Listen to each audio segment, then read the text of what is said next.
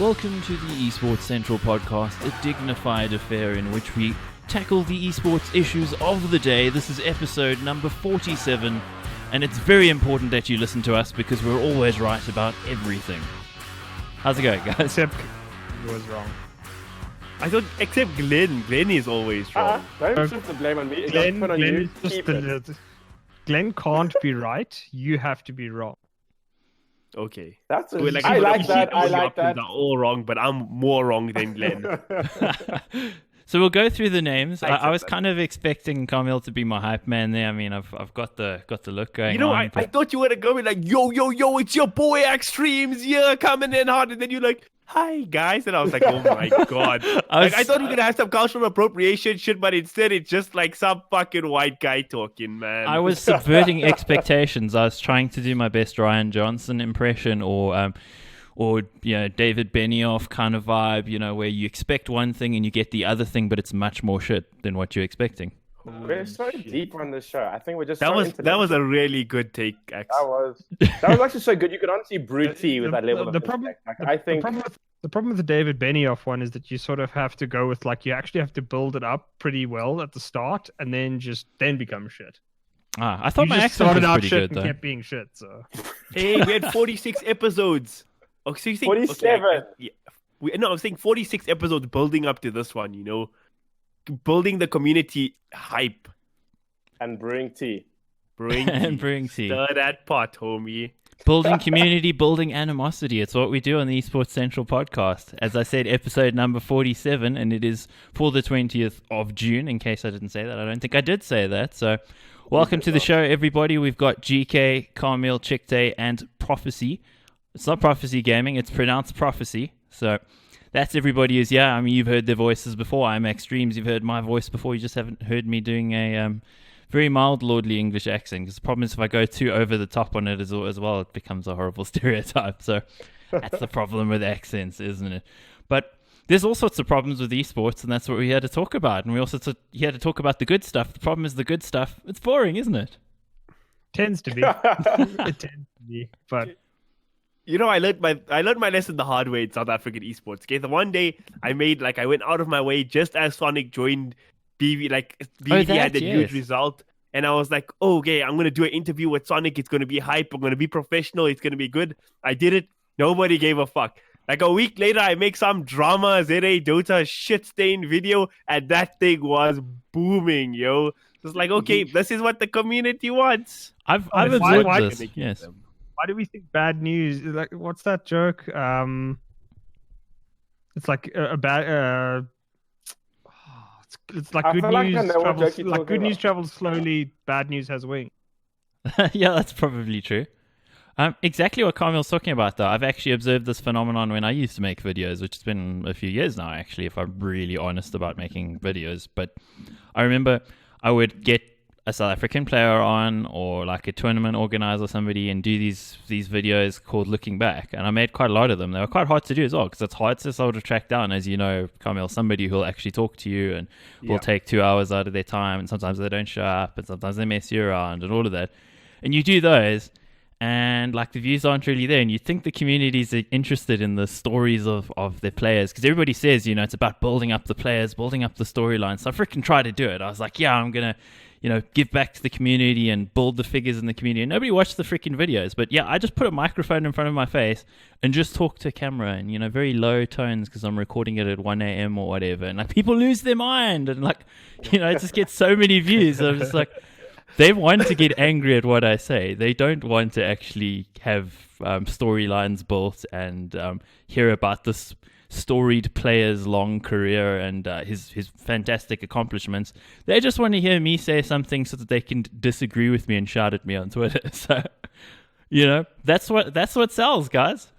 South African esports community, baby. Yep, indeed. I think also just worth mentioning as well, I saw a lot of Twitter things about, maybe you should change this on your podcast, do that. And we do take these things into account. We want to be accessible. Of course, we have a diverse cast of characters to try to be accessible. But I think by definition, if we're on a video or like in an audio recording or something, we're kind of lording it over people in a lot of ways. We are almost elitist because we are sort of proclaiming our opinions. It's the way you're always going to come off if you say, this is what I think, and you put it out into the world. People's perception of it, you can't really control that. Intention versus perception. You can't. So, some people are going to like what we do and some people aren't going to like what we do. And if you don't like what we do, vote with your feet. Go listen to some other South African esports podcast. Hang on. There isn't. Okay, well then just listen to nothing. So there's that. But if you do enjoy our show, we thank you for being with us for 47 episodes. It's been great having you. And we did actually get some messages after I was talking a couple of weeks ago about, crazy people who've listened to every episode. Turns out there actually are those people because we got those messages. It's just crazy. So, and the amazing thing always is like every week we do get some great messages of support. Funny enough, people who offer the message of support tend to do it, DMs as opposed to publicly. So that's a little bit of a shame. But hey. Our boy Brett always tweets about us. Brett, yeah, shout out to Brett McGill. Yep. Cool. Well, there. I've done standing on my soapbox now. Then I'm going to get another box and put it on top of that one and get on top there. So that's how we roll. I think just to add on to that, Extremes, I think a lot of I saw a couple of people saying like, oh, this is an elitist platform. Esports Central only lets these 4 idiots talk about things and rage about things. I mean, we've made a couple of shouts on this podcast, and Esports Central, the publication, the website, the journalistic place. Okay, journalism is a taboo word in South African esports, but if you have content you want to put out there, Esports Central is always looking. They're looking for writers constantly. So if you have a voice or have some opinions on South African esports, send a message to the Facebook page. Email Christopher Sago and House. They're always looking for writers, and they pay you guys. Not many publications South African esports do that. So yeah, always keep that in your mind. You could get paid for your misguided opinions. It's amazing. Like, who wouldn't want to do that? But apparently not many people. So as it turns out, that's always the eternal thing. I think part of being a content creator or a commentator or a journalist or whatever it might be is just being willing to say what you think. Most people, they're happy to shout at you for saying what to tell you that you're wrong for saying what you think. But very few people are actually willing to do it. So, here's an opportunity. You could get paid money to actually do it. So go over to www.esportscentral.co.za, get in touch with the editor, and you too could get some person with an anonymous name of dubious origin shouting at you on the internet and wishing that you would die. So much fun. On a Saturday morning, as it turned out. But, I mean, isn't that one of the perks of esports? It really is. It really is. But I think one of the major perks for me is just being able to talk about this kind of stuff. So let's get to the talking about this kind of stuff being esports. So who is first tonight? It's Glenn. It is me.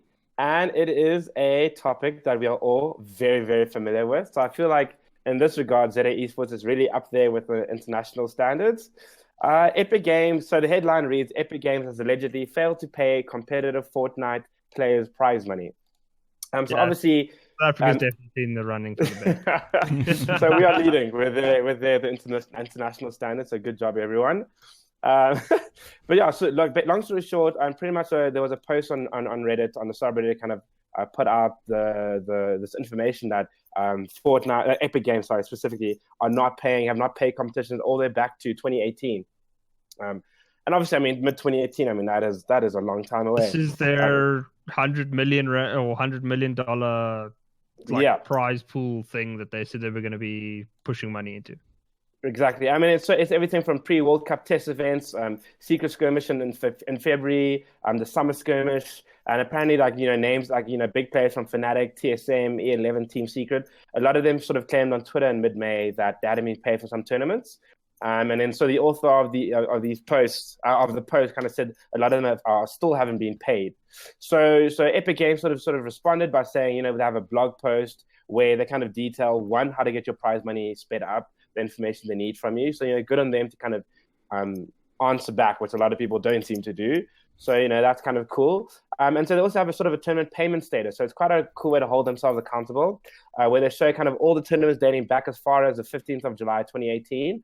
And they tell you how many winners there are and the completed payments, and then how many people they're waiting for, how many players they're waiting for information to pay them. So if you kind of go through the list, I mean, if you go as far back as the 15th of July, there's 21 players that still haven't been paid there. You go there and sort of, on the 10th, which is October. I had to kind of keep thinking in mind what's the 10th month of the year. There's like sort of 16 players. Obviously, it gets a lot bigger when you get closer to this year or to the current date. So if you look at March, for example, there's 3 events in March: the Scallywag, Black Card, and the Lux Cup. There's 87 players in the Scallywag, 99 players haven't been paid in Black Card, and 61 players in the Lux Cup. And then obviously the one that happened in April, the 7th of April, there's about 1,386 players that haven't been paid. So it's a pretty, I think there's like a lot of discussion around, someone tried to start like a whole drama around Epic not playing players. But what they seem to be saying is that they're still waiting for information. But yeah, so that's Isn't kind that of like happening. the old tactic of your bank details were wrong. Can you send those again, please? And then you send them. We know about that. Later, we didn't get them. Okay, you know what? I know we come from the South African esports perspective, and that's a hot topic at the moment. But I honestly think it's just more. I don't think it's Epic trying to screw anybody here. I think it's just a logistical nightmare. I think they don't really They're probably getting so many of these fucking things. Like I read in an article, they mentioned something like 44,000 players they need to get information from and pay still. 43,285. Totally played. 43,285. Sorry, axtremes. But just imagine trying to go through all that paperwork and make sure everything's okay and stuff. So I think it's more a logistical nightmare than anything else. I mean, you'd think that you sort of make them sign up, and when they sign up, they have to submit their bank details as well. Exactly. I think let's So not you give them kill a this pass. problem before it gets to that. I think let's not give them a pass just because it's Epic. I think there are definitely steps they can put in place to avoid that. But what I do think the reason why I'm not so hard on them is they do have quite an accountable process in place. They're quite actively showing, and obviously we don't know for sure how accurate those numbers are. Maybe they've kind of reduced the numbers down quite a bit. We don't know. But I mean, there is some level of accountability where they show how many players, how many payments are still outstanding. And I think for me, that's the big difference between that and anyone else that just doesn't pay out. I think they're actually trying to hold themselves accountable to some degree. I'd actually make a suggestion that the reason why they can't pay these things out is the one little phrase that it says in the article where it says they're holding it back for after Epic fully reviews the results to filter out cheaters and ineligible players. I think that's the reason why, because that game is freaking riddled with that shit. So I mean, if you have 43,285 people that you haven't played and you have to review all those freaking demos, can you imagine how long that's going to take? That is true, yeah. That's a logistical nightmare. They'd have to hire a few thousand people to make paying people for their competitions actually even happen in a reasonable amount of time. I honestly, I think they've created a big problem for themselves. Yeah, the game wasn't esports ready yet, with something we've said and everybody said for a long time, but they wanted to push it for that whole marketing drive. And now they have to deal with the logistical fucking nightmare they've created. Also, I'm not going to call them straight up GESC, WASG motherfuckers yet, because I give them at least another 6 to 8 month period before I'd call them fraudsters, because I think Epic already is ahead of Valve here with them trying to deal with this shit. Because last DBC season or the DBC season before, we had 2 minors run by GESC. Both of them, no talent and no teams got paid for. It's officially endorsed minor by Valve. And obviously GESC is no more and the whole thing's fucked up. And we've heard that story before in South Africa. But how have Valve not made a comment? If you can put 150,000 through, add to that prize pool, because that's how the system worked. They'd put half of the prize pool down. How can you just not pay out the players or pay out the talent or sort of subsidize the bullshit that went on for a tournament that you endorsed, Valve?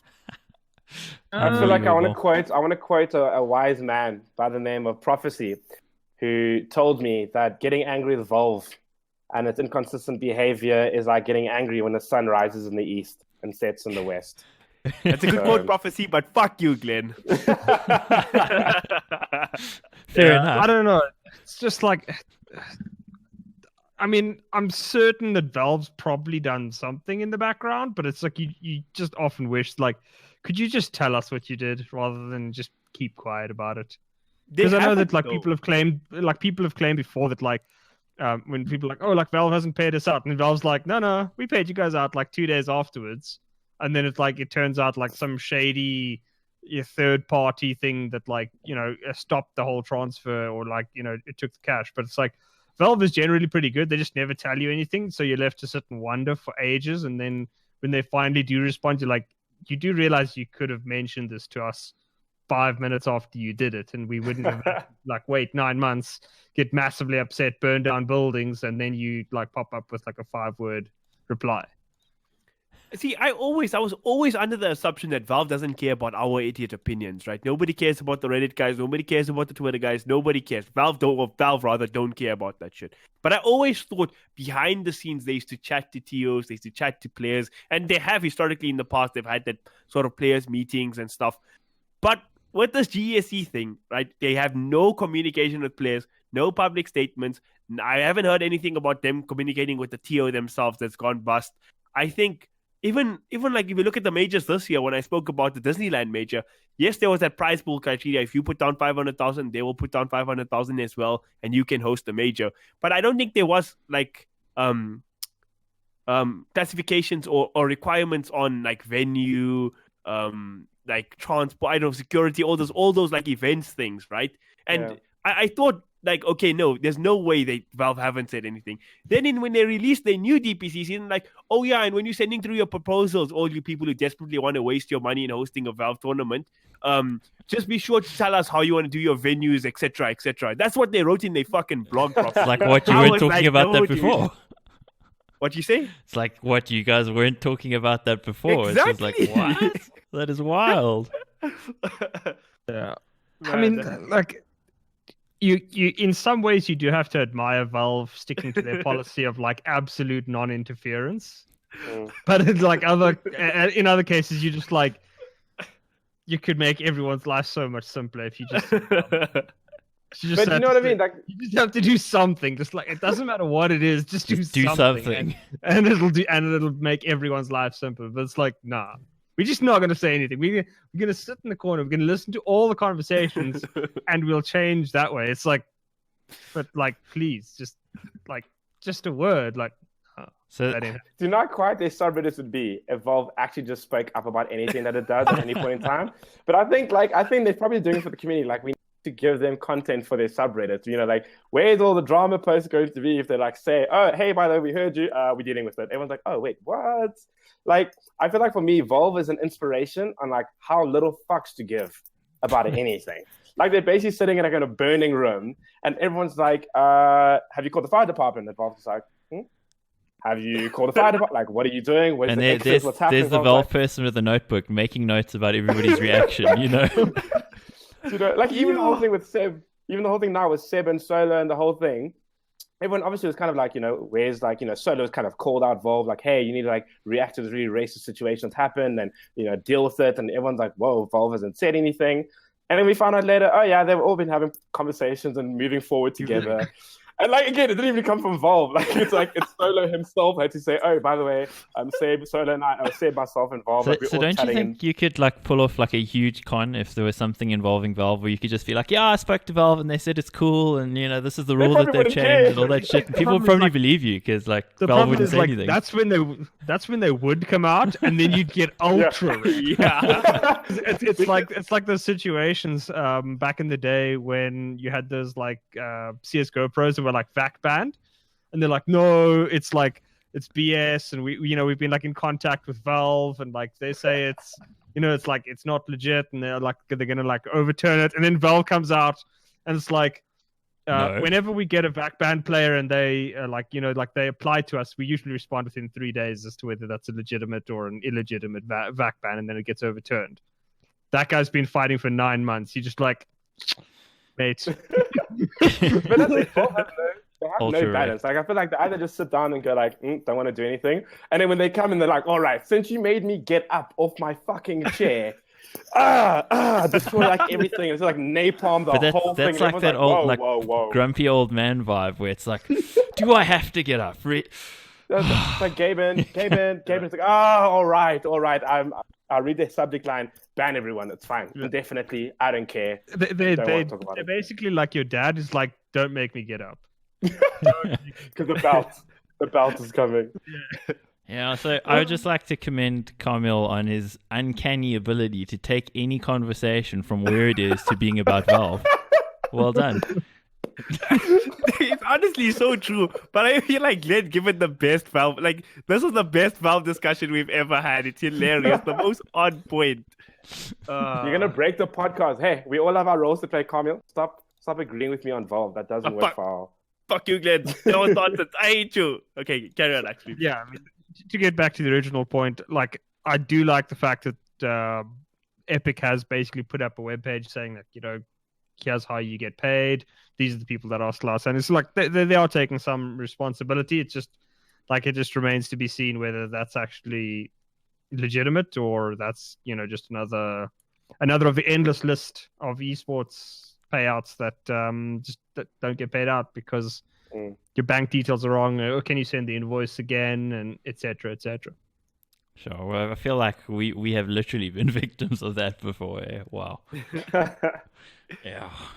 So from Epic to Valve to Riot. Yes. Ooh. Yeah. Well, I mean, talking about scandals that just won't go away and aren't being dealt with, it seems as though Riot is ever... Well, how do I put it? Embroiled. They're basically just... Yeah, embroiled. Like the situation that started last year as a result of the rather explosive article on Kotaku has escalated, or continues to escalate, because we had the whole Valve, I mean the Riot walkout a couple of months back, and now news dropped a couple of days ago, last week actually, that the California Department of Fair Employment and Housing, don't know why housing is included in that, but okay, announced that they are filing an investigation enforcement suit against Riot Games as part of an investigation into gender discrimination at the company. Basically, they're asking the court to force Riot to give them details on employees' pay information, to basically check whether females are being paid less than males. Also looking into alleged unequal pay, sexual assault, sexual harassment, retaliation, and gender discrimination in selection and promotion. Nothing that you want to have anywhere near the name of your company if you're Riot.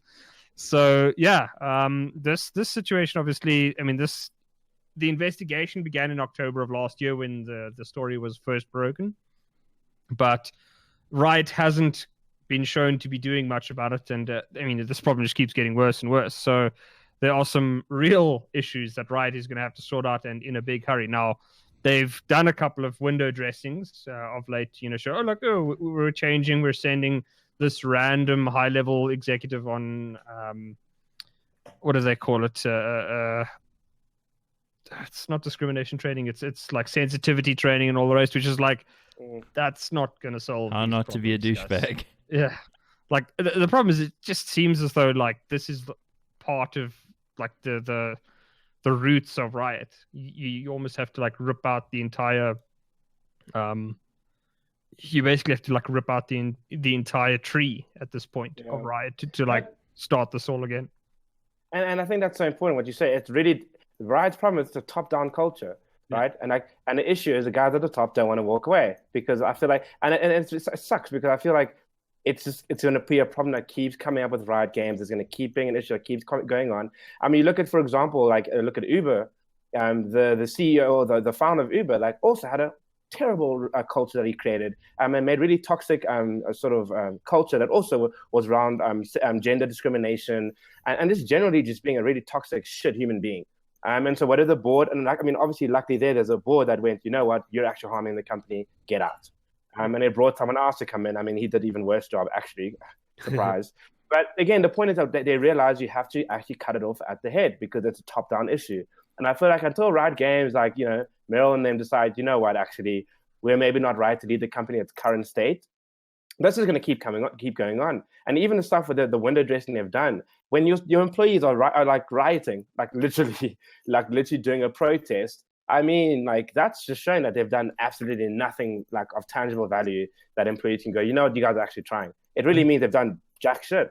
And now it's going to take them going to court and distracting everyone from, you know, when they should be focusing on the game and really just, you know, keeping the game going and growing and pushing it forward. Now they're, like, embroiled in lawsuits and court cases and investigation. It's just a really bad look.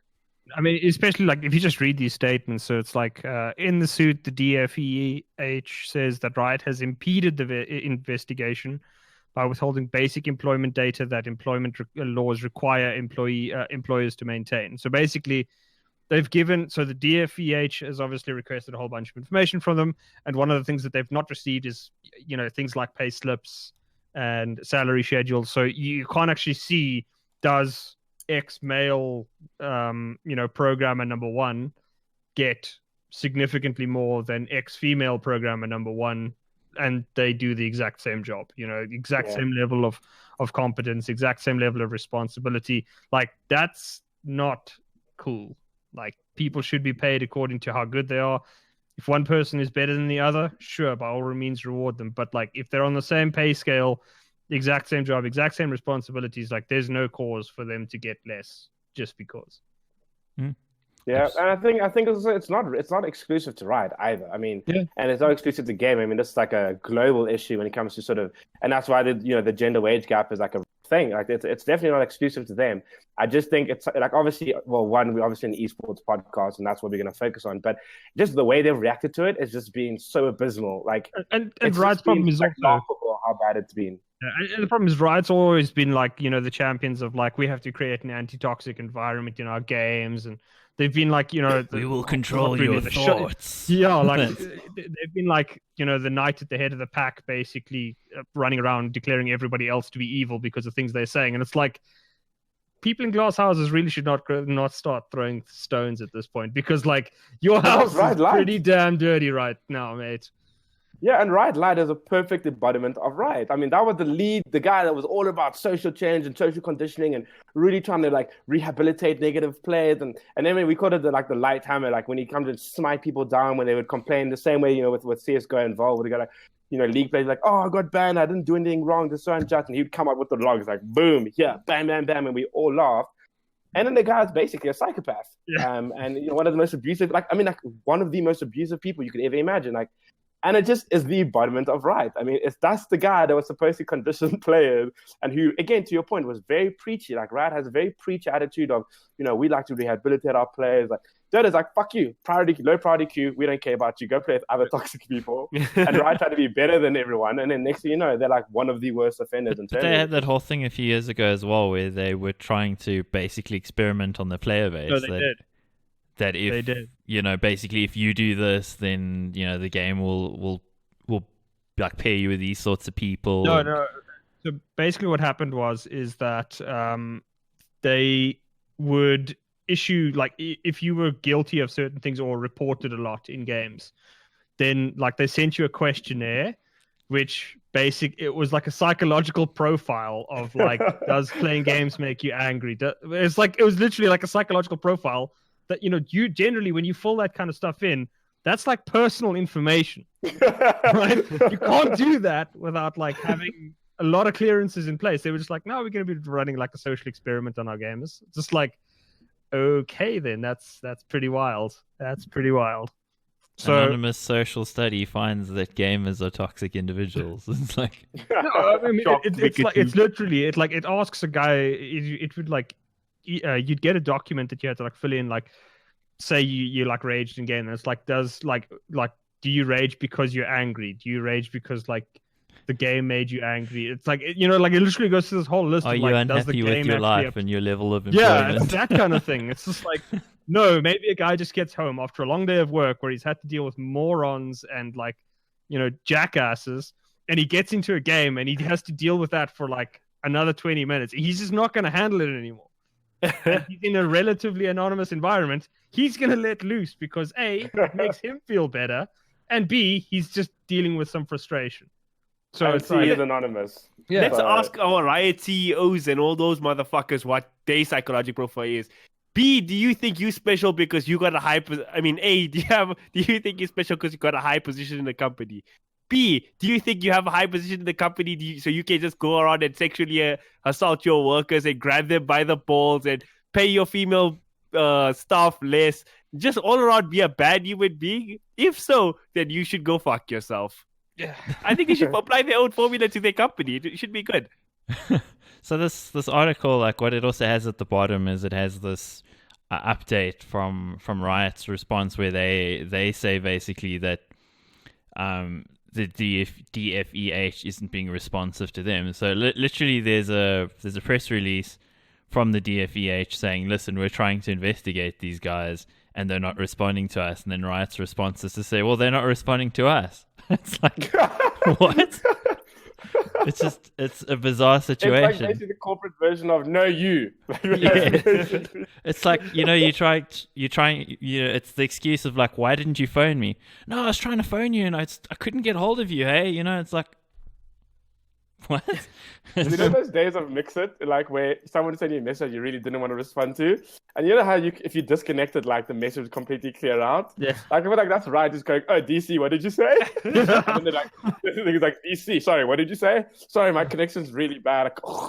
I can't hear you. What do you want from me?" So Riot claims that they're complying, and the DFEH says they're not. I probably think the California government's probably going to win this particular tug of war. So. Yeah. I wouldn't go there. Riot is owned by Tencent, like significantly. They fund them and stuff. I think entirely. I think they're entirely owned by now, yeah. Tencent. Okay, so at some point, Tencent is like is a massive company. At some point, Tencent not going to be like, "You guys are imbeciles. We are sacking you all and getting competent people to run the business." Tencent is a Chinese company, so they probably don't really care so long as the money flows in. Okay, that's fair. And And you also want to hear the there worst might be part? legal You know who stipulations as owns a well. good portion of? Do you want to know who owns a good portion of Tencent? Yeah, this is good. Naspers. From South Africa. South Africa is responsible for League of Legends. Yeah, I know. Didn't you guys know that? No. I thought it was the other way around. I thought Tencent bought Naspers. No. Naspers has a stake in Tencent. A significant stake. So that's a large reason why they're still ever rising on the JSE, even though local business is in the toilet. Because it don't matter. You tied up to Tencent, so still getting that sweet paid. league money, Oh yeah. That's crazy. Yeah, it's crazy how all of these the incestuous relationships across the business world, kind of like esports in a lot of ways. Yes. Yeah. And I was trying to find a segue in there, and I just could find nothing that would actually work. Everything was going to be terrible. So no segue. Put that out of your mind. Hard cut. All right, let's go. Let's get into it. I'm going to talk about my favorite game, favorite developers once again. I was going to say Riot, not Riot. Fuck Riot. Valve. Again. So Valve released. I mean, I've got to give credit where credit's due. Valve published arguably one of the biggest video game fuck-ups in the history of video game history, and not esports, video game history in the form of Artifact last year. No, okay. Artifact. Oh, okay. In Half-Life 3, they could just submit a poster and people would buy like 100 million copies of that. Okay, so Artifact was something Valve been working on for a super long time. It was going to be their breakout TCG to compete with the likes of Hearthstone and MTG Arena and all that kind of stuff. It was, I mean, I think it's fairly comfortable to say one of the worst released games in the history of esports. I wouldn't say like it wasn't a bad game. It was just like everything around it was wrong. Like when they released it was wrong. The style of marketing they did was wrong. The environment wasn't conducive to it. So like in terms of like success, I think it's probably one of the least successful games ever. But I don't know if I don't know if I'd go so far as to say it was a bad game. Yeah, I never played the game, right? I'll be perfectly honest. I don't know if it was a bad game or not. I have heard a lot of people say it's pretty good. Like we have our boy Debu said the gameplay and stuff in Artifact. It's Artifact so was like like inconsequential. pretty good, right? You've forgotten the name of it in the middle of Yeah. talking about it. For sure, I'm trying to find this perfect Reddit comment that sums up Artifact like just perfectly. And I think, but like the way it was released was like so bad. Now Valve have released a new game called Dota Underlords. It's not a new game. It's just Auto Chess rebranded and owned by Valve now. Yeah. But how did it get to this release, right? I think Riot and League of Legends were releasing their own game called Teamfight Tactics. That's their own version of Auto Chess. Drodo have left, and Valve tried to make an agreement with them, as we spoke about in the podcast in the past, and they said nope, we're going to go to Epic Games. Somehow Tencent has their money at the hands on that as well, so they want to crack the Chinese mobile market, which is a massive market. Yeah. And now Valve were left in a case of their gameplay footage got leaked, and it looked pretty shit. So what did Valve do? Well, the opposite of what they did of Artifact. They actually like bucked down, made a good game, like good launch, good marketing for launch. Like I remember when Auto Chess came on, I said I never played it. Today I spent the whole day playing Underlords. It's just been great. Like it's actually a really fun game. And I just gotta say, it's like job well done. Like they were under pressure, they were put on a clock, and Valve actually did a good release. I'm blown away.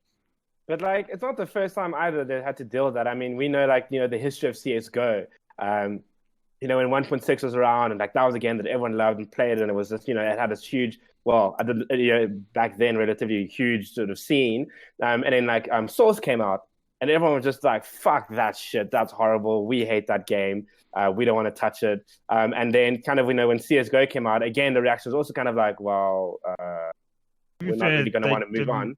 To be fair, Valve didn't really make CS:GO. That was Hidden Path Entertainment, and they took it back from them. And they didn't really make Dota Auto Chess either. They just had no. Look, let me say this though. Like Dota Auto Chess is a different story. They bought Dota specifically because it was like essentially like an open source game. It was built, it was built on the Warcraft 3 engine, but they bought that, and that's why they introduced the mini game system. Is the exact reason that Dota Underlords or Dota Auto Chess exists today is exactly what Valve was always wanting to do. Is that they basically farm out their game engine to players. Players make their own game, and then Valve can basically come in, buy the game. They'll have like, say, a contract that they get first choice on the game, so they can come in and be like, buy the game, and they can make their own version of it. Right. Which I think they did try to do with Auto Chess in the first place. They wanted to buy the actual game from Jodo, but that brings me back to that topic. When the Epic Games money comes through, ain't nobody saying no to that. Yeah. Ain't nobody saying no to that. Now again, I found the Reddit post tied in with Dota 2 Battle Pass. Promoted to Dota 2 players, available on mobile at launch with crossplay across all devices. Ranked play available on day one. Okay, ranked play actually isn't available on day one. It'll be available soon. And free. Why couldn't Artifact get this right? It's the complete mirror image. Now, Valve did learn from their mistakes. Props to them. Well. But also, I want to... Sorry. I'm just going on a tirade here. What? You doing that? Never. Never. Whenever I do my segment, it feels like I just talk for like 20 minutes straight. Riot also releasing their game called Teamfight Tactics, which also is like an auto chess version, and of course the original auto chess will keep on going on. So it brings me to the topic of thinking, like, is the sort of auto chess kind of like a new hip genre, like the new battle royale, but just for like uber nerds?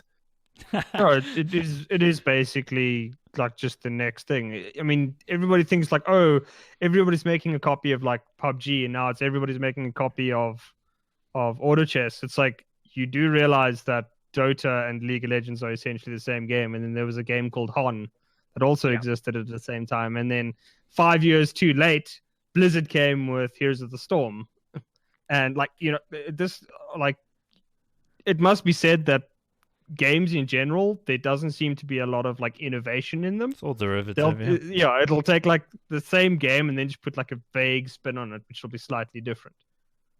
I mean, unless you're in the indie scene. I mean, when you look at the indie scene, that's where a lot of the innovation comes in as well. Like, AAA publishers, like, or developers will actually look at what the indie scene is doing and going, oh man, that's a really cool system. Because that 8-bit side-scroller has got more magenta in the color palette, and therefore, huge innovation going on there. I think I was listening to the Moondog podcast, and Purge was saying that these sort of like, Purge is not like Slacks. I can quote him word for word, and I could trust what he says. He's saying this: the auto chess formula sorts of preys on the part of your game that like, of your part of your brain that likes gambling. So like the role features and stuff of like getting the champions is like opening a pack for magic, or like opening a loot box. So it kind of preys on those things. So it makes sense why I like it. The addict that I am. You live near a casino as well, so I'm just true. Literally less than a kilometer away. Yeah, sure. Look at this. So okay, I just can I segue you? Yes. No. I just want, before you do that, I just want to stay here. Like, Riot is actually releasing a second game. I think that's pretty noteworthy because they've been called Riot Games for all these years. We were talking about this before the podcast, and there's only ever been one game. 13 years now. Wow. They were created in 2006. And they've been Riot Games since 2006. There was that mini Cho'Gath game that they had. Okay, It's a mini so game based on their that own was game. It a- doesn't count. It's a mini game, so we're gonna Doesn't- give that to doesn't them count. as well. No. Good But job, come on. Riot. Love it. I'm not Yes. giving them that. Come on, guys, come on. Sorry. Dota had to it's not Riot's fault they never had a game. Who could they copy from? They had to wait for Dota to find a new game so they could be Riot Games. No. instead of Riot Games. No. They had to find a new game that they could steal original IP from. Exactly. Because remember, for those that don't know, there's still the drama that Riot Pendragon. is owned by one of the guys that used to run the original Dota Yes. forums, and then he Yeah, shut good down old the forums Pendragon. Yes. and has stolen champions for their own game from that before. So It gets even Okay, worse. The site but I that the mean, Dota guys, let's not Shut up, reiterate the old site stuff. that Come the- on, can we? the site please? that the Dota forums were hosted on, the main Dota 1 place, all the information used to come from, that site was hacked by Riot, and they advertised League of Legends there. It wasn't Riot. It was Pendragon. You can't pin the actions of one person on an entire company. That's stupid. Next subject would be my subject, which, well, there's two here that I'm going to actually cover. Let's start off with this thing about High Sky 1, the young player, and I'm saying very young as in very young, from FaZe Clan. And it actually came to light because of around the whole Tfue situation. Like, he was mentioned by Tfue and, as being potentially underage, because the age limit for streaming on Twitch is 13. The age limit for playing in epic tournaments, he's a Fortnite player, is 13. And it's turned out that he's actually 11. And this was brought to light thanks to a piece from Kevin Hitt on upcomer.com. And yeah, it's a crazy situation. The poor kid's actually super popular, making some bank because of this. And he has him pictured with FaZe Banks, one of the owners of FaZe, in fact. And as it turns out, he's been banned from Twitch. Is streaming now on YouTube because they have different age limits, of course. No. It's just YouTube's thing is as long as you are with a parent. Yeah, Then and you're allowed you to have stream supervision. under the- Yes, you're right. Then Yeah. parental supervision. Then you're allowed to actually stream over there. So he's on there, and in his first stream over there, he was apologizing for deceiving people and that sort of thing.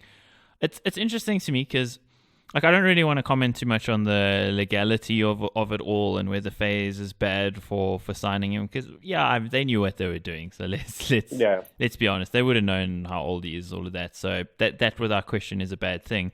It's just interesting in esports, we're always looking to players that are ever younger. These young prodigies, 14-year-old player who's like wrecking people. I mean, there's lots of examples in CSGO of really young players. Like we had Twists, who's playing in Team Liquid now, one of the very best players in the world, one of the very best teams in the world. And originally he couldn't play at ESL Pro League Finals a few years ago because he was under the age of 16. So, there's Reckless for in League of Legends as well, who also actually had to be subbed out because he actually couldn't play for the team due to being underage. And then actually they kind of subbed him in when he turned of age. And obviously turned out to be a really successful AD carry player in Europe. Yeah, Dota in that case is lucky because they had Sumail, who was what? I think he was like 15 when he won 15, TI. yeah. He won TI 15. So that's insane. That's an insane amount of money to win when you're 15 as well. I They mean, that's just dominated that TI, like player of the tournament by far. But it just shows you in esports, like the line of how old you have to be a top player. Like, we haven't figured that out yet, and it's interesting to see where it goes, because like here you have a guy 11 years old. This is a successful streamer and has won prize money in Epic Games Fortnite tournaments. I mean, 11 is an extreme example, but you mentioned Samel at 15, and like in that sort of between sort of 12 and 16 sort of range, I mean, there's a lot of skill that gets displayed. It's just, where's the line of responsibility as well of like, should parents allow kids to play in these tournaments at that age? Is it a good thing? Is it a bad thing? I'm not really sure. It's just it's an odd one because it's not like physical sports. So you can't go and get wrecked by somebody who's 6 times your size because you're 11 and this person's 24, but you can wreck them on the server. But I think it's got more to do with like I'm not opposed to having young players play, so long as like the parents are responsible and like willing to accept anything. But then on the other hand, you'll have, say, like terrible practice conditions where the player, or like, I mean, let's take a streaming contract like that. You have to do, let's say you have to do like 6 days a week, 8 hours a day. Like that's a pretty unreasonable.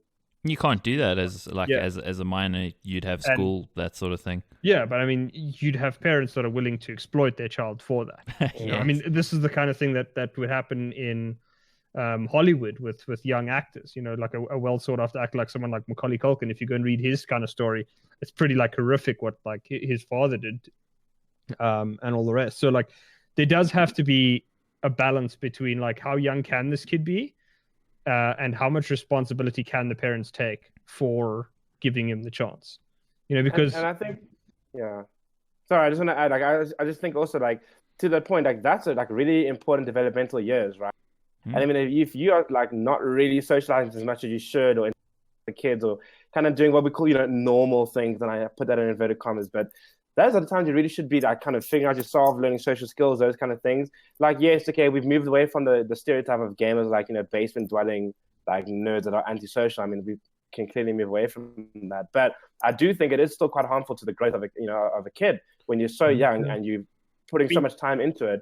And I think that's why I think a lot of people are trying to push for things like schools with esports being put into sort of the extramural activity or part of, so that you can actually study and have that normal sort of aspect of growing up, and then still be able to kind of help push your career or your your career in esports. And like to Profeci's point, it's a balance thing. But I think, I mean, underneath under 13 to be getting that extreme and that level of pressure as well, like that can take a real toll. I mean, we've seen how vicious the esports community can be on players. I mean, you have players that are like in their 20s already breaking down. You'll hear stories of them like moving to drugs or drinking too much just to try to cope with it, or having mental breakdowns. At the age of 13, to have a Reddit thread hating on you for like the dumbest reasons. Oh yeah, 11, but even 13. I mean, even up to then already. Like, I mean, that is. I don't know how we can expect kids to grow up normally if they're getting shut on Reddit on a daily basis. The actor example is really apt, because in this case, what's part of being trying to be figured out around the FaZe Clan, Tfue, FaZe Clan, High Sky One thing is whether FaZe Clan is a sports organization or are they a talent agency, because their contracts all look like talent agencies. And if you are a talent agency in the state of California, then you have to provide there has to be provision for the education of the minor that is being contracted as the talent. So I don't think they did that, so they're probably in some shit themselves. But like, I guess the broader thing there is, like, you can't have like a 13-year-old in a team house or something like that. Surely you can't have an 11-year-old in a team house. But these kids are showing these incredible skills in these esports young, and something like Fortnite, because it appeals to a younger audience, that you're naturally going to get these really prodigiously good young players. And that then brings out the question of, well, is Fortnite still going to be popular in 5 years' time, where this 11-year-old is 16 and can properly be in an org and like look after themselves and stuff? It's because like esports, there's a limited time that they're going to live. Sometimes, something like Dota or League of Legends or CSGO, those are actually the outliers in terms of having years of potential growth and in existence. Most other things, they don't last very long. Yeah, and I think this topic is actually a much bigger issue than people think, and there's a lot of gray areas. Like again, Prof's using the actor's example. Like Elijah Wood has been acting from like 6 years old, and his mother's like made statements like, "Listen, if I wasn't a good mother and looking out for my child in that industry for so long, bad shit could have happened." Like everybody knows a lot of stories from Hollywood, but I think let's go to a more relevant or more similar example to esports, and I guess streaming and acting is pretty close, but let's go to sports, right? My take from what I know, and I know quite a bit about tennis and tennis pros and that kind of stuff. I don't think there's a single tennis player who's pro, or the large majority literally have that. They from like 6 years old, they're playing like 6-7 hours of tennis every day, day in, day out. You have these crazy tennis parents forcing them to do things, and we're talking about like kids being in team houses. Karting and mini motocross and that shit when you're 3 years old. For sure. Like, sport is just that competitive, and this is the kind of crazy things that you do. Like Glenn says, it's not normal for a kid to have like the weight of their world on their shoulders. You must get rich and famous one day to support the family. You must train 7 hours a day. I mean, you're fucking 6 years old, man. So it's like not the normal thing, but if you look at sports, this is the norm there, right? And I think, like, back to the acting thing, like, if you like, let's say if I look at my household, if I was like 11 and I wanted to stream and I was like super popular and FaZe Clan were like, yo, dad of Kaameel, do you want to like let us put your child on this platform? We'll have mods watching his chat, make sure nothing goes wrong. You can always be there, see what's going on, open communications. Let's have a wholesome experience. We're not going to make him stream 8 hours a day, just 4 hours for 4 days a week. It's all good. That works. Like, that's fine, right? But then again, we come to that thing where you're going to have parents who are going to be like, this child can't stream 8 hours a day. He must stream 12 hours a day. He's making bank, yo. And like, it's like a really, it's really difficult situation because you can't, it's fucked up. You have to look at it by case instance. And I think even though that's the norm in sport, I don't think kids should be forced to sit and play Dota for 8 hours a day or sit and play Counter-Strike for 8 hours a day. I don't think it's good for them. I mean, 20-year-olds, like Glenn said, burn out and shit from this kind of thing. So what are you going to do to an 11-year-old from that? But keep in mind also that, like, I mean, I think at the end of the day, and it always comes back, you get those articles that talk about, like, gaming is doing this, and this kid's addicted to Fortnite and playing X amount of hours a day and spending mom's and dad's credit card or whatever. I think it just comes down to good parenting as well. And that's really what it comes down to. You can't really blame the games, and you can't really, to a degree, you can't blame the games or the orgs. I think it really just comes down to parents getting involved and really deciding what's best for the kid. And I think for me personally, just being involved in competitive swimming, again, was something that I got into. And I remember seeing, I mean, there was this girl. She was 13 years old. Oh no, sorry. At the time, she was actually 12 years old. Would swim about 4 hours a day of training. And when you see at competitions, never smiled, not once. Didn't speak to any of the other kids. Didn't smile. Nothing. She would destroy people. She competed with the likes of Natalie DeToy. Like, legitimately, at the age of like 12, competed with one of like the most well decorated Olympic athletes in South Africa.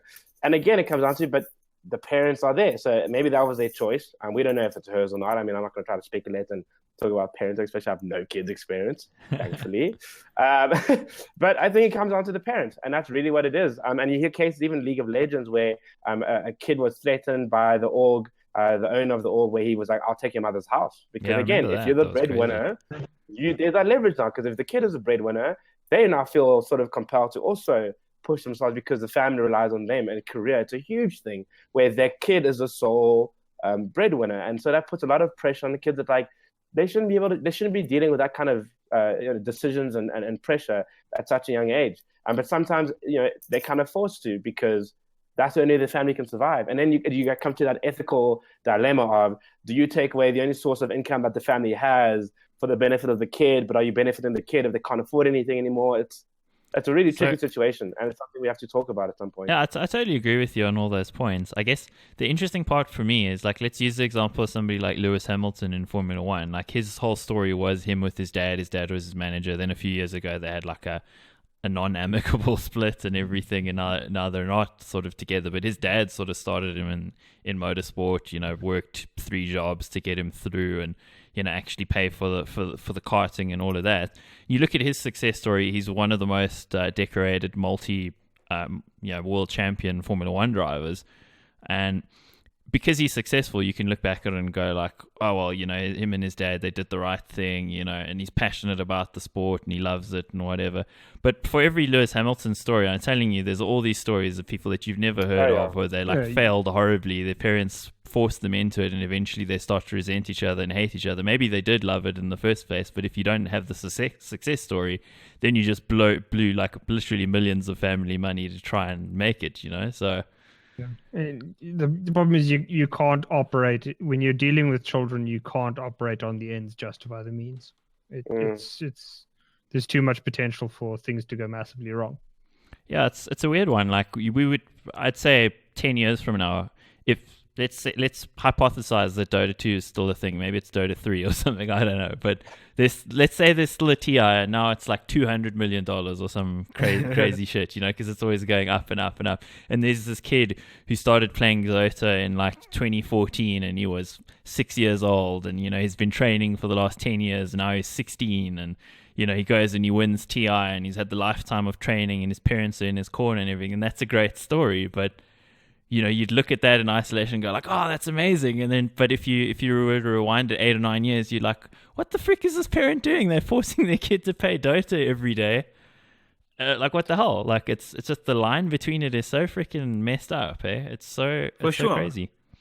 I mean, that's our situation now, right? With Kaameel, you can look at it. Like, he won TI at 15. He was like the super cocky kid, and it's like, yo, look at this guy. He just won $1 million or $5 million or whatever at 15. But what did he do? He went and he bought his parents a house in the USA, and they all live together like a happy family. Like, it's a really great incident, right? Like, so it's a tough situation. You have to look at it case by case example.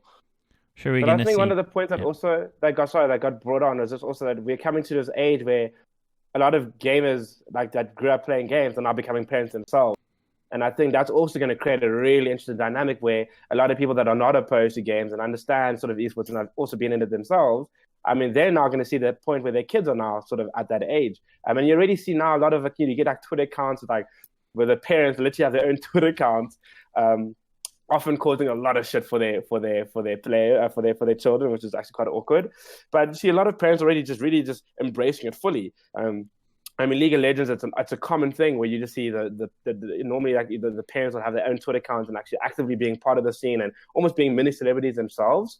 And so now you see it at this time where the kids that were playing games, like growing up playing games, are now parents themselves. And that's going to make it also for an interesting, it would be interesting to see how sort of gaming and esports sort of pans out now that gamers themselves are becoming parents and sort of are really going to be trying to probably push their kids themselves to also just jump into the sport. It's exactly like we were mentioning with the motorsport and tennis and whatever. They often push their kids because they're it's a second generation of motorsport enthusiasts, tennis enthusiasts, cricket enthusiasts, or whatever. So yeah, that's well spotted, Glenn. I think that's a really interesting thing to see. But we'll probably see in years to come more in the way of regulation in the sort of space, because it is going to become a thing. And I think Fortnite's probably going to drive this as well in a lot of ways, because it's just there are probably freaking 8-year-olds playing this shit and like on Smurf accounts and stuff and winning money in the World Cup. I almost guarantee that that's the case. So they're going to have to come to some conclusions there, because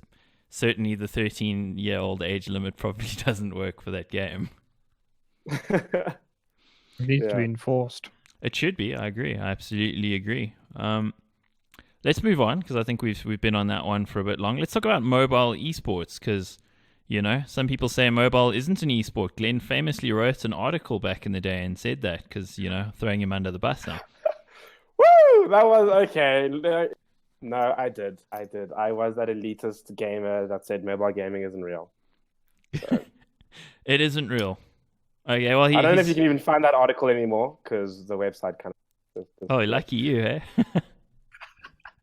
You got away with it, Glenn. Well done. So, I mean, we had PUBG who launched their mobile game. Was it like 2 years ago now? A year ago? I can't remember exactly.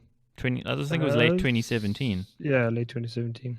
So that's been around, and the headline over here on PC Games in PUBG Mobile has 400 million users, which is a few, with 50 million playing every day. So matchmaking isn't going to be an issue in this one, it seems. And I went and opened a link or something, but yeah, it's an interesting one. PUBG Mobile over on the Jakarta Post. PUBG Mobile, world's most popular mobile game, earns more than $146 million. That's big money. Sorry. So now, this is where I want to talk about perspective, right? I mean, how many podcasts have we sat moaned about fucking PUBG being shite? How many people have been like, oh, PUBG is dead game, bro. Only like 4,000 people a month played on Steam.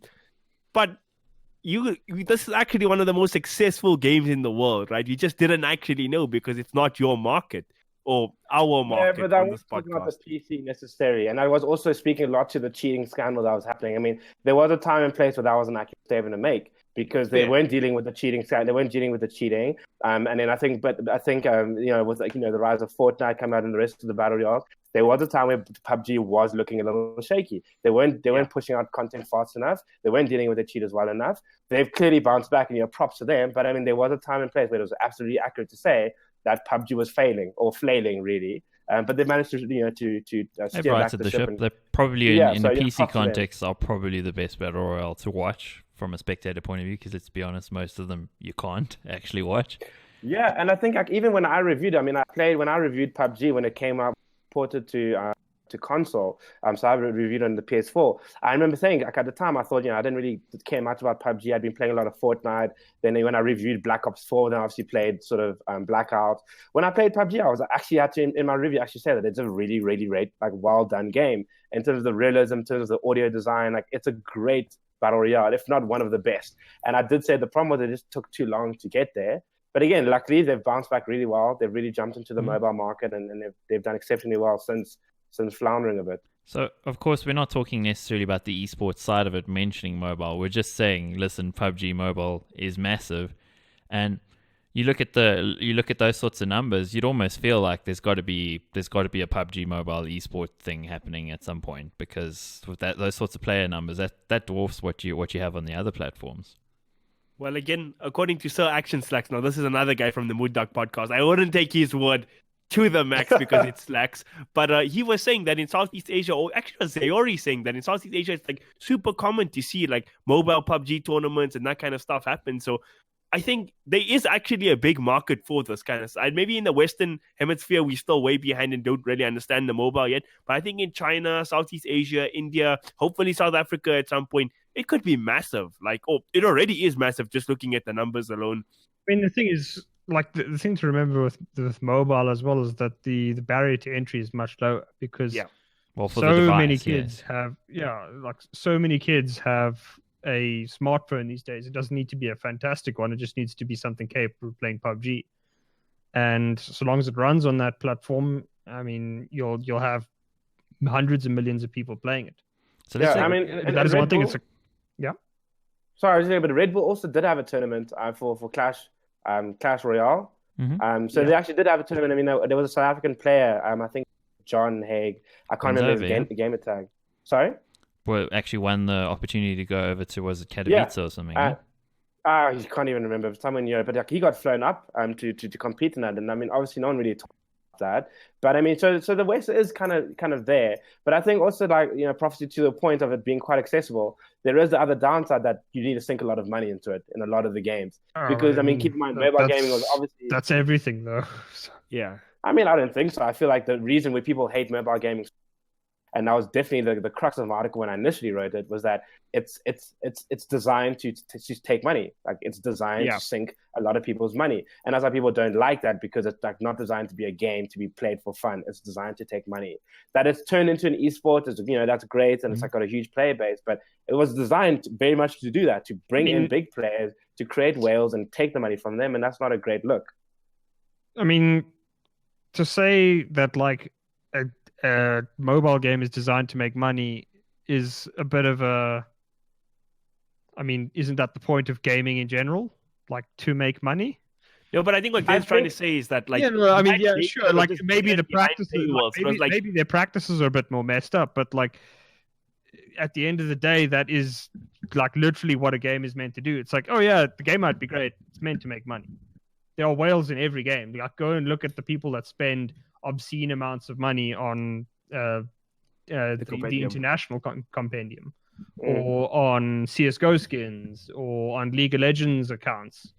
There's people like that in every game. I can certainly agree with you that mobile gaming is possibly taken that too far, in that it encourages behavior where you have to spend money to actually succeed, where a lot of PC games don't really have those practices, because people that are people that play PC games are less likely to accept it. Whereas in gaming, in mobile gaming, you have younger kids that are more, more easily influenced stuff. But I think my point really is more that, yes, I mean, there's whales in every game, and games are sure. But I think my point is, there's a point that always comes up when people talk about sort of mobile gaming, is a competitive integrity. So the idea is that the fact that you can put in money to actively get ahead of players. That to win. me, I think, is kind of the point that the issue that people take with mobile gaming. Yeah, So it's more pay to win. Yeah. So that's kind of changing now, right? With the likes of PUBG Mobile, Fortnite Mobile, even Dota Underlord. Sorry, did I steal your point there? No, not at all.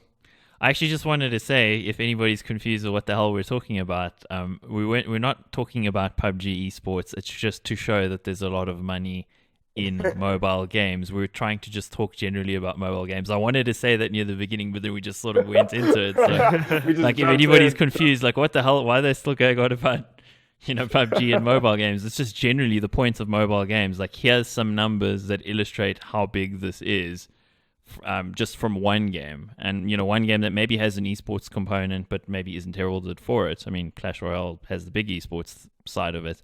I actually know the guys that I work with from ESL SEC, they also do the main Clash Royale stuff. So a little while ago, the guy that I usually deal with was telling me, he was just in Katowice for the Clash Royale tournament, and they had a nice crowd and this and that. And it's like, it's crazy when you think about it, because there's just dudes like holding these things and, tapping away at them, and they're sitting on a stage. But when I've watched some of those, like there was Guns of Boom as well as one of the games that ESL does. No, not ESL, but I'm thinking of it because of some of the ESL commentators were doing it. But there's all these games, and you just see these guys sitting, tapping away at their phones, and it looks weird to us endemic esports fans, because we're used to seeing people sitting behind computers. But then you put yourself in the headspace of a regular sports fan when they turn on ESPN and Overwatch League is on, and there's people sitting behind computers. That looks weird to them because they're expecting people running on a field. So it's really a matter of perspective, I think, as to for sure. Like, is mobile esports acceptable or not? Now, one point that I saw brought up by Logan Broadley, actually, from Good Luck Have Fun. I know he's not really doing that anymore because he lives in South Korea now, but I don't know whose thread it was, but when there was some discussion about like how it's so much more accessible, definitely as Prof said, the hardware itself, everybody's got one of these.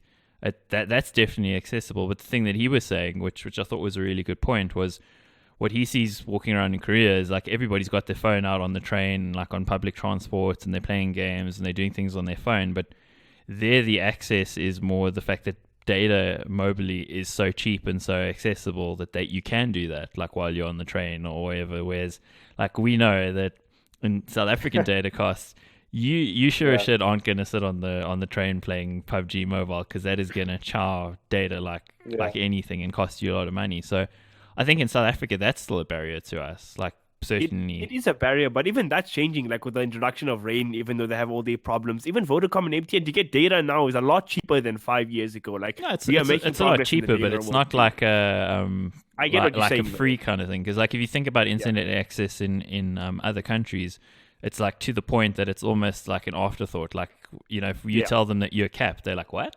A cap? Yeah. That still exists in 2019, So it's just a different mindset, I think. But I think it's gonna catch on at some point. It surely will, and I will commentate and be paid for it because I like getting paid. So I'll go where the money is. I'm doing mobile esports, yes. But like mobile esports is also becoming a real esport, because it even had a cheating scandal in Clash Royale. And I mean, that's how are you real? We had a cheating scandal. Yeah, we had a cheating scandal. I mean, and it was so silly because the guy was calling his manager or his coach, who was obviously watching the screen and playing at the same time. And the guy clearly caught on that he was getting caught. So he just took them off and was like, okay, cool, I'm playing. And then after, everyone's like, why did you do that? He's like, no. Like, he was just talking to me, like just chatting, banter. And I actually told him he was distracting me. So I declined the call. I'm like, okay, they got to get better at learning how to lie. But I mean, mobile gaming, we've got cheating scandals. So they're becoming real esports. So when we get how we know it's a real esports, when me, you, and Prof, one day you guys will be casting CSGO mobile and I'll be casting Dota Chess mobile, some shit, and then we go on Twitter and we moan, oh, we haven't got paid in X amount of days with the animal picture. That's when you know it's real esports. Ooh, savage. I love that. So I think the moral of the story is mobile esports is coming for your wives and children, as it were. Basically, it's coming. It's a thing. So I think that's a good segue over to local esports. Mobile esports is happening at Rush, in fact, isn't it, Prof? Yes, it is, amongst a bunch of other things, actually. But the mobile esports is actually going to include Fortnite. I think is one of the games. Let me just get you the full list here quickly. It is FIFA and Fortnite will be played at Rush, sponsored by Vodacom for you. Is So obviously FIFA on mobile? No, FIFA's on no, PS4, I believe. FIFA's on PS4, but a lot of people were complaining about Fortnite being on mobile. Like, oh, why can't we get PC-based mobile? It's like it's sponsored by a mobile company. Kind of Like hard only there was like 4 other Fortnite tournaments this year, you ungrateful fucks. 30 other Fortnite. I mean, let's be honest. All these new tournament organizers, which we'll talk about, all of them are doing Fortnite, and some of the endemics. ACGL's done a bunch. There was that Samsung stuff at the 4 different shopping malls with the launch of the S10. Yeah, that is launch. That's media launch. Yeah. So I mean, plenty. Yeah, so Fortnite is obviously going to be mobile. There, people can complain as they were. Like, personally, I don't care about Fortnite on PC or on mobile, so no skin off my back. I think in terms of competitiveness or competitive events, we obviously have the WESG qualifiers run by Metal State there at Rush as well. That's 4 games. It's CSGO, it's Dota 2, it's Hearthstone, and StarCraft 2. So it's the exact same events as previously. And it's only going to be the semi-finals and finals of each event at Rush. So, I mean, I think the games are currently ongoing. I haven't seen the most updated Dota 2 stats at the moment, which teams are going through. But CSGO is really just all the old suspects. It's Goliath Gaming, Big 5, Sinister 5, and Energy Esports. So we'll see. Energy obviously on a bit of an upturn lately. See if they can maybe make another event going overseas. Obviously booked their spot at the major, so can they do it again? And or the minor. The minor. Same venue though, so I guess it's yeah. Well, I mean, if they could, I think then we've got a new number one, because SA still hasn't really decided who their number one team in the country is. There's been a lot of teams challenging, and certainly some have better shots than others, but nobody's really locked down that number one spot as yet. Yeah, that does seem to be the case, which is kind of odd because we've always traditionally been aware it's either Bravado or it's Energy. Everybody knows who the number one is and who the guys are trying to knock them off the perch. Now it's like, no way to really know. So, I mean, we got a lot of competitions going on. I was talking to a player last night, and he was just telling me like the sheer amount of things in local CSGO that he's actually playing in right now to qualify to compete in. There's Syntech Masters, there's the WESG stuff, there's ESEA, there's VS Masters. It's like it's a lot of tournaments to play, and consider that most of these, until you actually get to the playoff stages, you ain't getting paid for either. So I mean, these guys are telling me they're playing like 6 days a week, 5 days a week, multiple games in a day. It's kind of crazy, but hey, it's for the love of the game, right? Could be Dota 2. Only have 2 events, and still like don't pitch up to them and get like every day get wrecked a little bit more, and then complain that there's no events, and then it's like you're not doing any help to yourselves with the way you guys are acting. Yeah, we'll get on to that in a sec. We won't have a single Dota 2 tournament next year, but fuck the Dota 2. It wouldn't surprise me, to be honest. I think I want to go back to the point of the mobile esports. We spoke about it like earlier, like just before we get into this segment, and I think it's even more important here in South Africa. Okay, the data costs are high, like Axtremes mentioned, but like esports in South Africa has really been like the most middle class niche of niche hobbies, and that's not a white hobbies as well. Exactly. It's not even in South Africa. That's just like worldwide for the most part. It like just the nature of the beast is that you have to be middle class to really be able to devote time to it. Which is a massive fault. And in South Africa, it's not sustainable. You can't have like 20 people on a stream and think, oh, I'm a pro gamer. Nah, dog. Nah, you can't be pro gamer if you're competing with 0.1% of the population. When we have coming with the hot takes this episode, every episode, but like there's a lot of like I don't have the exact statistic with me, but there's a lot of people that own cell phones in South Africa. Like I'm not going to be a full on in the millions. Like, don't you have a phone? Tens of millions, probably. Exactly, but I think like Fortnite's a good game. Like it's a game everybody loves at the moment. It's like one of the most popular games in South Africa globally, and the fact that you can just go and play it on your phone at a tournament is great. And I believe at this tournament, Samsung are actually having phones there for people to use, right? So getting new sponsors, and I mean this is all the stuff that Glenn spoke about like 10 episodes already. But like get it through your heads. This shit is important for us, man, and I really hope to see it take off. Yeah, absolutely agreed. Even if I don't want to play it because I don't like playing games on my phone, but that's just me. But hey, I'll I can make commentate on that underlords shit. on my phone now. I'm a mobile gamer, boys. Yo, look at that, eh? Wow. So let's move on over to, we were mentioning Dota 2 maybe not having, actually wait, before we go there, while we were talking about Metalset hosting this tournament, like, you wanted to give them a quick shout out for the new website. I'll just bring it up there so people can see it. It's nice and shiny, isn't it? Oh yes. Lord Ice Frog has blessed Metal State's website with a buff. Okay, no, I'm joking. Their website developer, I don't know his name. I think it's Frank actually. He buffed their website, and they got a whole bunch of new features. Now I'm just gonna open their tweet here that I put it in the doc. I'm gonna find it. Find it quickly, man. Like, Right, he's always 3, the one 2. we're waiting for, you guys. Have you Kaameel noticed actually this, eh? sucks I'm incompetent with the doc, okay? You can you schedule really your games on your website. You can check in online. You can upload your results. You can chat to the opponents and admins, and you can get notification for their matches. So, like, half the stuff is there you can already do on VS Gaming website, but now you can do it on their website as well. But I'm like, honestly, it's a big change and it's actually needed because I was competing in the Syntech Masters, and it was, like, pretty hard to organize games through, like, insinuation that everybody should use Discord. Like, there was no way to contact players and stuff. So that's dealt with now on their side. So it makes the life, quality of life much easier for the players competing in Metal State tournaments, which is a big deal, I think. Yeah, it's awesome to see. And it was an issue for a while. You could even say a long while, but it got sorted. I mean, there are other tournament organizers who've had bad websites for, like, well, a lot longer. Let's just say in the 10 years? In years, VS Gaming. Anyway, we don't want to bag on them too much. We've done a lot of that. In fact, we will maybe later on again. Let's see. Watch the space. Maybe we'll come back to bagging on VS Gaming. But let's bag on Dota 2. Or, in fact, let's not bag on Dota 2. They do it themselves. I was just gonna say they do enough of that. So, I mean, yeah, this is nothing new. We've obviously spoken quite at length around sort of racism issues in Dota. And obviously kind of the trend that has been going on is sort of, a fake account to come on Twitter or post a bunch of screenshots, tag a player, and then get everyone else involved. And that obviously this year kind of broke with sort of Chad, and then that was also followed by Muzzy. And obviously after the second time, it kind of, I read articles, Sargon also sort of wrote about it. So we really delved deep into it, and we've discussed racism and its issues. Endlessly. And, we're not going to get back onto that. Endlessly. And we did say, we're not going to talk about it again.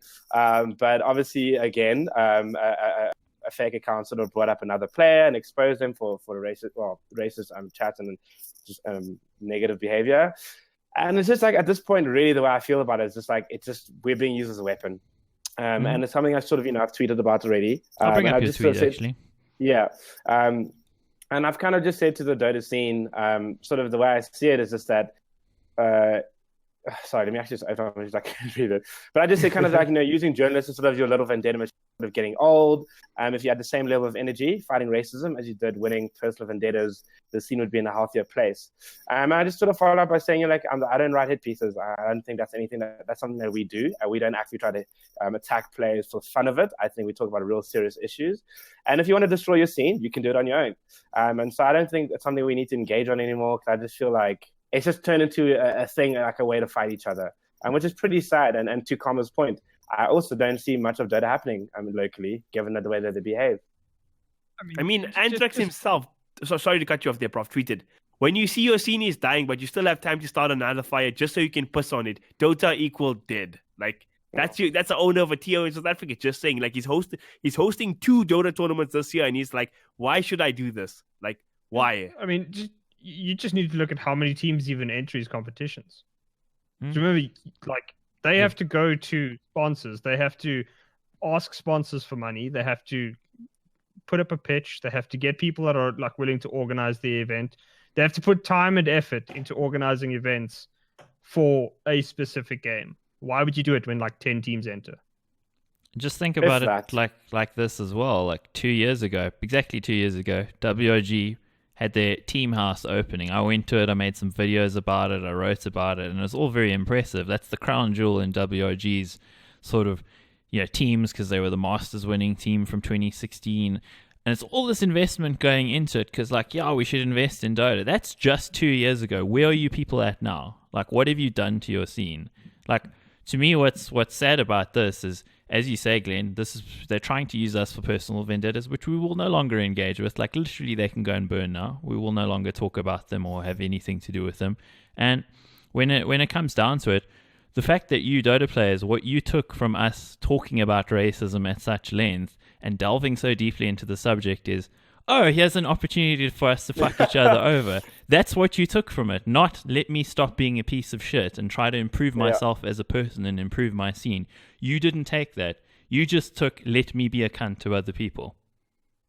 I shake my head. I'm sorry. I'm sorry for using that word if that's offended you, but like I am offended that you idiots are doing what you're doing. So you know what? Fuck off. That's Dota really, said, really, hey, really ladies and gentlemen, hand of a fucking applause. It's I can't even add anything to that. That was brilliant. Okay, well we'll leave it there then. What is the next thing we're going to talk about? I think we'll talk about some of these brand new tournament providers. We were mentioning them a little bit earlier on. Lots of Fortnite tournaments we've been seeing lately. Lots of posts from new tournament providers, and here's the interesting thing.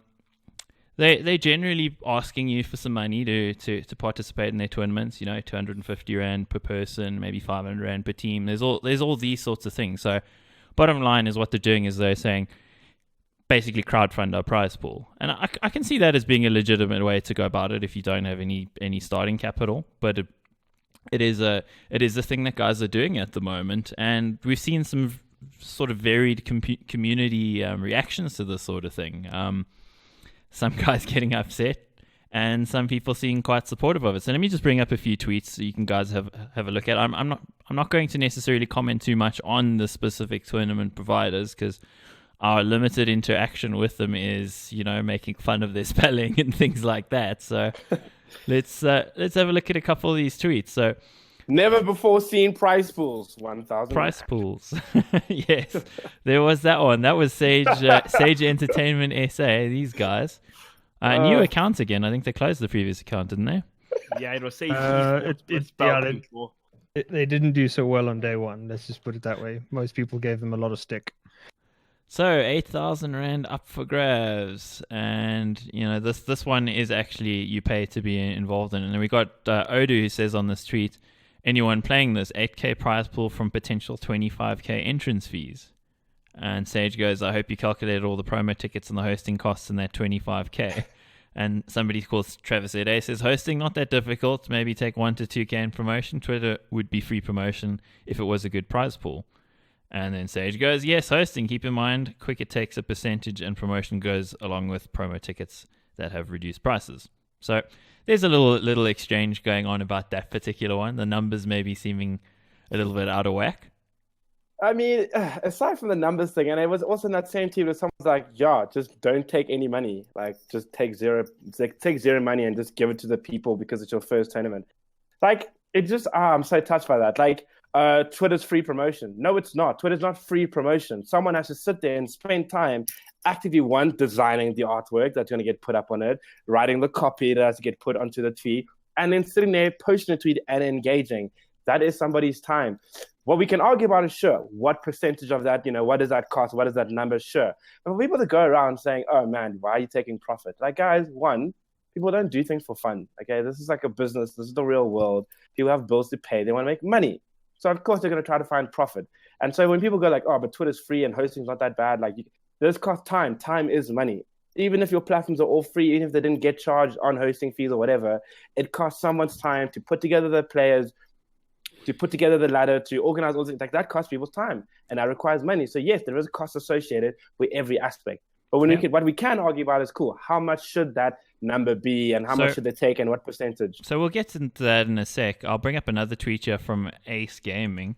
A little while ago, from May the 30th, it's a Call of Duty tournament, 8,000 Rand prize pool, 200 Rand per player. And one of the comments on this one, if it's an online tournament and it's 1,000 entry per team and 8,000 prize pool per 12 teams, where's the other 4,000 going to? There was an explanation here from the guys, but it looks like it might have been deleted from what I can see. But basically, between the 4,000, they were going to spend 1,000 on a caster, 1,000 Rand on some other tournament aspect, and then 2,000 Rand was profit. So they actually broke it down, which is an interesting one to me. And there were still people losing their shit at that, 2,000 Rand, you shouldn't be making anything. And there was even a spoof account that I saw created, a spoof tournament organizer. I had the tweet, but I ended up deleting it. That was basically making a joke of this, like, hey, we're running a tournament and we want to make all this money. And I find it interesting that like the Call of Duty scene almost was like, okay, you should make nothing out of this. It should be from the goodness of your heart, which I have a fundamental issue with. I mean, where are you guys on that? The problem is, like, it just feels like a lot of the people complaining either haven't had a job before or just don't understand how a business works. Nothing is for free.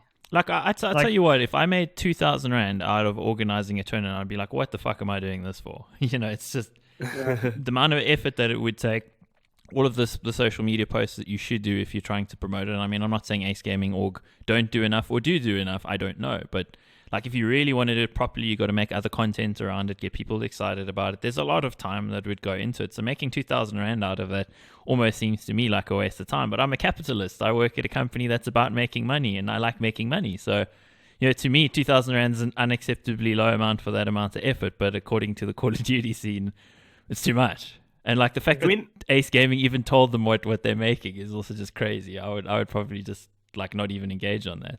Yeah.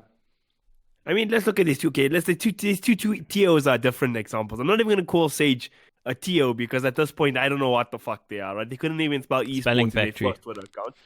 But I actually engaged with those guys on Twitter. I don't know if it was that same post or a different post, and I was like, "What are you guys doing to require that amount of money?" No reply, and I just ended up taking the piss with them for like 10 tweets with the entire Fortnite ZA community. So they're a big joke. I literally called them scam. Told them, or I said on Twitter that I think they're scamming kids from money. That's how it looks to me, and it's disgusting, right?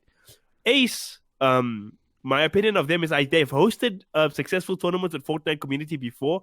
I saw a couple of the Fortnite players saying they've played in their tournaments, paid their entries, got their prize money paid on time, that kind of stuff. So I'm not going to call them a reputable tournament org because I don't know enough about them, but they have been seen to run legit tournaments. And I think the COD thing, like, come on, if the guys are making 2K money, Oaks, that's like not a lot. To run a tournament is not fun at all. If you flip it onto the other side where you tell players, oh, but guys, and there was that discussion that happened also, look, back in the day, like, people used to play for the passion. Like, now people keep asking about prize money, and everyone players like, yes, we're going to ask for prize money because, and then again, justification. So it's like, apparently only players can make money, and like TOs just have to be there for the goodness of their heart, and like players are number one, and it's a mindset that we've spoken about before that comes across over and over and over again in local esports. And it's just that, like, players seem to feel like they are the number one, like they are the cornerstone of esports. And it's like, guys, that's not really true. Like, it's not even remotely true. It's a symbiotic relationship. You actually have to give something to get something out. Yeah, exactly. Everybody has a role to play. It can't just be about the player-centric thing. We were just talking earlier on, like, I make content about, like, in which a player that is supposedly famous is being interviewed. Kaameel does it. People don't give a shit. It's like, if it really was, that's all it was about, like, then that would be the content that is number one out of everything, because that's the most important thing, right? That's what they tell us. It just seems as though, like, people seem to think that, like, like LeBron James, like, doesn't have to pay entry fees for his tournament. That's because he's got, like, a marketing engine behind him that makes him valuable. Like, if you go and look at, like, random kid A that, like, just starting in the basketball system, he's nothing. He doesn't get anything out of it. Like, maybe he gets a tiny little salary for some tiny little team that he plays for that is barely making ends meet. Or he plays NCAA and doesn't get paid at all. Yeah. Scams there. Yeah. That's a scam. But it's like, you have to understand that, like, that's not the system you live in. The system you live in requires you to pay a little bit of money to maybe join these, to participate in this event. That's paying them to have another event next month. And yes, maybe you have to pay again next month, but in 2 years' time, those little events add up. And eventually that organizer might be able to go to a sponsor and say, hey guys, I get on average 30 people entering my event every month. Can I get a 5,000 man prize pool? Maybe you get the sponsor out of that. So, like, the problem is, like, it sucks to have to pay that money in right now, but you're probably spending that money on the game anyway, and usually in something that's not going to provide any other benefit. And my thing is, these are players that have like 130 followers. Twitter or something. You know, like there's no marketing. And here's my thing. What if you, as a player, can show that you bring 130 viewers to a stream? I tell you right now, you'll get leverage. You'll be the first player to bring together solely 130 viewers. I tell you right now, you can absolutely demand whatever you want. Until the day that some player is going to bring in 130 viewers on their own. I think the only player that is Sonic right now playing for Team Envy, you know. And that's what that's what I was thinking. That's basically. And I mean, that's 130 people from South Africa logging onto the stream that has like hundreds, if not thousands, of people watching that aren't there for Sonic. So it's just like, yeah. But I mean, just think about it. Like when Bravado did well overseas, the viewers spiked because a lot of the South Africans were watching. Mm-hmm. That is what you need to get to. You need to get to the point where your name has a brand value. That's why they pay Lionel Messi and Cristiano Ronaldo and LeBron James and these guys exorbitant fees to get their name, because those guys are a marketing plot. You know, they are marketing gold at the end of the day because of what they do. You are not there yet. The New York Knicks bench does more for marketing in the relative sport than our top players do here. Like, this, like, I don't even know why we even bring Lionel Messi into this discussion. No, but I was about to say that's way too far. Okay. No, but I mean, like, the reason why those guys get paid what they do is because of the marketing power that they have. So, like, you can't complain right now that, like, oh, why do I have to pay entrance for that? Like, you have to pay to go to a soccer academy. They don't just you don't just get in. Like, you know, so. I don't know, like, it just feels like a lot of the people complaining sometimes don't understand how economics work and how these tournament organizers are supposed to stay alive and keep giving you tournaments. It does seem money. So. I think just on the subject of social media for players and everything, I think we need to actually pencil that in for next week, because I think that one we got some proper fire on. Because I mean, I've seen all of these like things of there's two schools of thought here. Players don't do enough. I remember writing something saying, you know, it's an ecosystem. Everybody's got to get involved. Everybody's got to be part of trying to make esports successful in South Africa. It's an article I wrote in 2017. I think it was the second article or the first article I wrote for Esports Central. So I believe that. But then you also see other people going, oh, you know, but what if the person's got social anxiety and they don't want to go on Twitter and. You know, like, I don't think you get that. You don't get to say that. That's my opinion, but, you know, maybe we need to delve into it a bit more. He's waving, by the way, but I'm cutting him off. It's great. I've been trying for like hours here. You guys are fucking steamrolling this too far. This is like some of the hottest takes I've ever seen on our podcast. That's coming from you. From you. Just the whole scene needs to just fucking take a chill pill. Nobody gives a fuck about any of us. Not the TOs, not the players, okay? It goes both ways, like Glenn's saying. If you're a player, you can't be expected to go to a tournament to barely cover your cost for winning the event. And again, if you're a TO, you can't fucking sink your own bank to host tournaments for you guys. Like, it's 50-50 all around.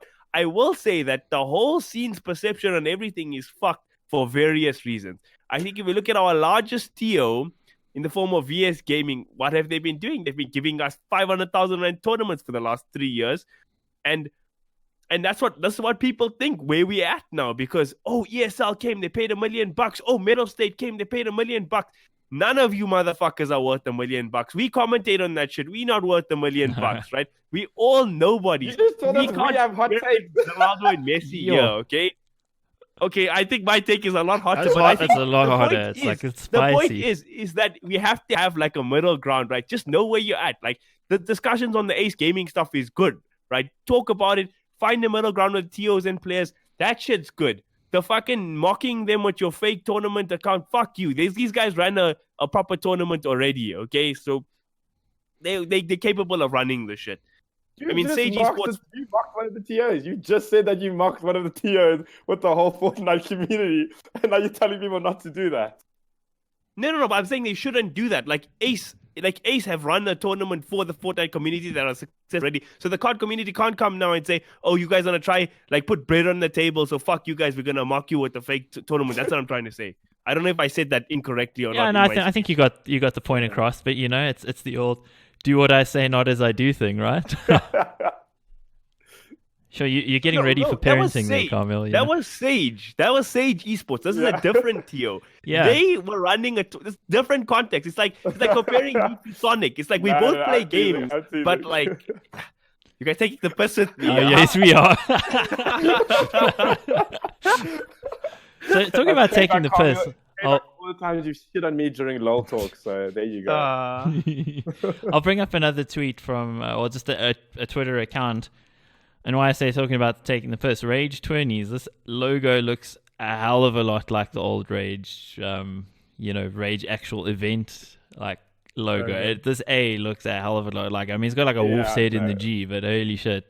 Like, I don't think it's got anything to do with actual Rage, the Rage Expo, but this is another tournament provider also asking, for money, 200 Rand per person for the FIFA tournament. To win your share of plus minus 5,000 depending on entries. That's pretty refreshingly honest though, but I don't think the naming scheme of this tournament is all that honest, because a lot of people are probably going to get super confused and think it's actually like NAG, the Rage guys. That's an odd one to me, but hey, there's another lot of guys doing it. Oh yeah, one more point on this thing. Also, why being a new TO and asking people for money is really shady in South African esports. Like, we've had so many like dodgy situations with esports TOs and shit already. You can't just be like, "Hi guys, can I have 200 Rand a player, please?" It's not yikes, dude. I mean, I do think that you to bring up a good point there. Is that like when people say like, oh, they shouldn't be able to ask for entry fees or whatever. It's like it depends. Like yeah, there's context. Context. Like I think a lot of the dislike against that, like, oh, it's an 8K 8K prize pool, is that like it's an 8,000 Rand prize pool, and they could, if everything goes swimmingly, have 25,000 Rands worth of income.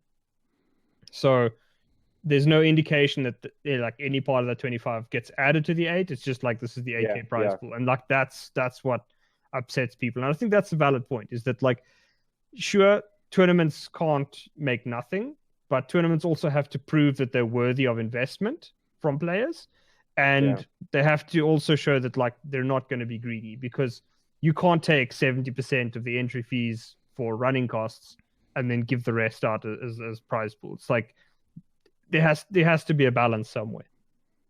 Yeah, and I think it's such an important point, like Profeci, that you're making. I think that's the struggle with new terms. Like, again, to your point, I don't think we should expect them to start off, even if it's their first tournament, start off with 0. But again, to Kaameel's point, and the thing we've spoken about before, there's a lot of mistrust in the community due to being burnt before by established TOs and by new ones. And I think really what I would like to see is just them doing some research. Like, if you're going to be a TO that's going to come into the scene and you want to, like, and you genuinely want to really get involved and help build the community, do some research, speak to people, find out how best how to approach it, find out what the right ways to do things. I think, for example, like, Attack Arena, and we had disagreements with them in the past, but I do think that they've built a pretty established brand really quickly. Yep. And the reason they did that, they got surrounded, like they surround themselves with relevant people, with people that had their own like individual credibility. Got all they've managed to build and streamers, they've built a really good brand. They've had really good relationship with influencers and streamers and whatnot. And I think that's a model that you have to appreciate, right? And aside from the discussions we've had in the past around business model and whatnot, they learned how to build and establish a brand that now is like, I mean, it's huge. It's one of, if not one of the most established brands right now in terms of MGOs. And that's what I feel like TOs are lacking right now. They don't understand. One, they don't try to understand the scene, understand the history of the scene, which is really easy to read about. I mean, there are countless articles about how the people have been burnt in the past. And also just go approach people. Find people that you can actually bring in to go, cool, help us build our credibility, help us to really understand the scene, help us to talk to people correctly. That's what people are failing to do. And that's why you end up getting mocked. You end up getting a lot of distrust and a lot of blowback. Okay, so that's pretty much our show. But before we go, let's first mention the dates for Rush. You got those for us, Prof? The dates for Rush are, in fact, it's not this week. It is next week, Friday. So it ends on June the 30th. It'll be that weekend of, I think it's the 28th, 29th, and 30th. 28th, 29th. Yeah, that is Rush happening, and of course at the same time Akasi Esports as well. We'll talk about that in more detail next week. This week was Rush. Next week we'll talk about Akasi a little bit more. So on the whole question of tournament organizers asking for players to pitch in on the prize pools, we've decided let's get you guys involved, the viewers, the listeners, and the empaths who feel the podcast deep in their souls. We'll get you guys involved. Let us know what you think on this topic. So there will be a poll going up at the same time as the podcast. And the poll is, what do you think of local TOs funding their prize pools from entry fees? And here are your 4 options. Number 1, it's fine with me. Number 2, no fucking way. Number 3, IDC, or for, you little older crowd, I don't care. And finally, it depends. And let us know what it depends on. Give us your thoughts on it. We'd be interested to know what the community thinks, because clearly there's a lot of you Call of Duty guys are quite upset about it. There's some of the Fortnite guys have been shouting at Sage, just like Kaameel, Kaameel doesn't practice what he preaches, but there it is. So let us know your thoughts, guys. We'd like to experiment with this a bit more, get you guys a bit more involved in what you think on some of the topics. So every week from now on, we're going to be dropping a poll. So look out for that. That has been the Esports Central Podcast. It has been episode 47 for the 20th of June 2019. I've been axtremes, with me GK, Kaameel, Chicktay, and Profeci. You can find our social medias on screen or in the comments, or if you're on Spotify, you're going to have to do a little bit of Googling and actually go to www.esportscentral.co.za to find this. So find us next week, episode 48. Look out for it, guys. Have yourselves a great week. Goodbye. Goodbye. League sucks.